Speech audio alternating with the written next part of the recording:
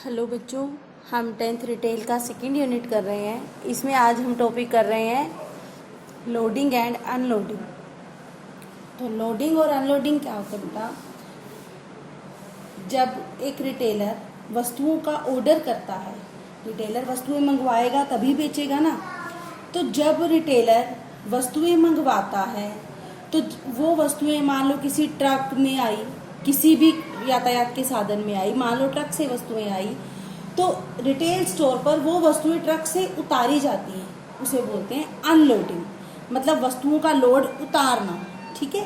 तो जब एक रिटेलर वस्तुएं प्राप्त करता है तो वो यातायात के साधनों से वस्तुएं उतारता है और अपने पास रखता है। उस वस्तु को उतारने को बोलते हैं अनलोडिंग। तो और जब एक रिटेलर वस्तुएं कस्टमर को भेजता है, जब उसने वस्तुओं की डिलीवरी करनी होती है, कस्टमर के पास भेजनी होती है, तो वो उन वस्तुओं को दोबारा से ट्रक में चढ़ाता है। यातायात के साधनों में चढ़ाएगा तभी भेजेगा, तो उस चढ़ाने को बोलते हैं लोडिंग और उतारने को बोलते हैं अनलोडिंग। तो अब ये लोडिंग और अनलोडिंग के क्या उद्देश्य होते हैं? हम लोडिंग और अनलोडिंग में हमें क्या करना चाहिए?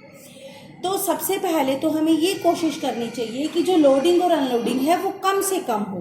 क्यों कम से कम हो? बार बार वस्तुएं ट्रक में चढ़ाएंगे, फिर उतारेंगे, फिर चढ़ाएंगे, फिर उतारेंगे, टाइम अधिक लगता है, लागत अधिक लगती है, टूट फूट होने का खतरा भी अधिक होता है। इसलिए हमें किन बातों का ध्यान रखना चाहिए? सबसे पहले है लार्ज क्वांटिटी, यानी कि अधिक मात्रा। अगर अधिक मात्रा में वस्तुएं कस्टमर के पास भेजनी है तो हमें सीधे ही जो हमारा होलसेलर है या जिस एजेंट से हम ले रहे हैं, सीधे वहीं से वस्तु कस्टमर के पास भेज देनी चाहिए। ऐसा नहीं कि पहले हम ऑर्डर करें, वो स्टोर पे आए, हम अनलोड करें, फिर वापस उसको लोड करके फिर कस्टमर के पास भेजें, डबल काम हो जाएगा। सीधा वहीं से वस्तु कस्टमर के पास भेज दो। दूसरा है लोड अर्ली, समय पर लोडिंग। हमें जो वस्तुएं भेजी जानी है उनकी लोडिंग समय पर करनी चाहिए, जिससे कि एक तो कस्टमर को वस्तु समय पर मिलेगी, अर्ली मतलब जल्दी मिलेगी, और दूसरा हमें वस्तुओं की जो रख रखाव है वो कम करना पड़ेगा, स्थान की कम आवश्यकता होगी। जैसे ही वस्तुएं आई तुरंत कस्टमर के पास भेज दी। नेक्स्ट है सेफ्टी, यानी कि सुरक्षा।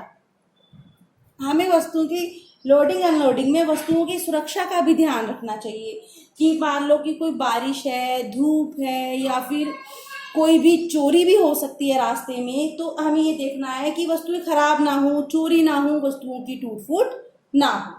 नेक्स्ट है डेलिकेट मटेरियल। डेलिकेट मटेरियल होता है नाजुक सामग्री, नाजुक वस्तुएं, जैसे कि कांच की बनी वस्तुएं हैं, फोटो फ्रेम है, कोई सीनरी है कांच की।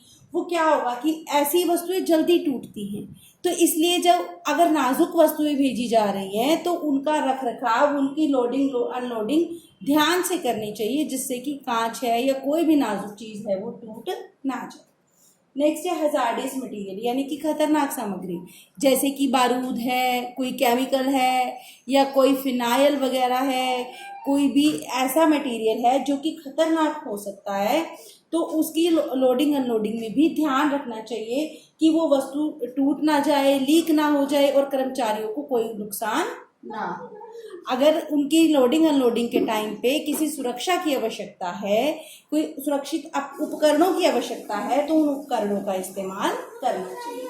नेक्स्ट है गवर्नमेंट रूल्स। लोडिंग अनलोडिंग में सरकारी नियमों का भी पालन करना चाहिए। सरकार ने जो भी लोडिंग अनलोडिंग से संबंधित नियम बनाए हैं उन नियमों के अनुसार ही हमें काम करना चाहिए। नेक्स्ट है नॉन ड्यूरेबल गुड्स, गैर टिकाऊ वस्तुएं। जो वस्तुएं गैर टिकाऊ हैं, मतलब कि जल्दी खराब हो जाती हैं, जैसे कि फल हैं, सब्जियां हैं, जो लंबे समय तक सुरक्षित नहीं रहती, जल्दी खराब हो जाती हैं, तो उन वस्तुओं का भी हमें खास ख्याल रखना चाहिए। क्यों? अगर उनका ध्यान नहीं रखा गया, उनकी लोडिंग अनलोडिंग ध्यानपूर्वक नहीं की गई, तो क्या होगा? वो वस्तुएं जल्दी ही खराब हो जाएंगी। तो ये थे लोडिंग और अनलोडिंग और उनके उद्देश्य। Thank you.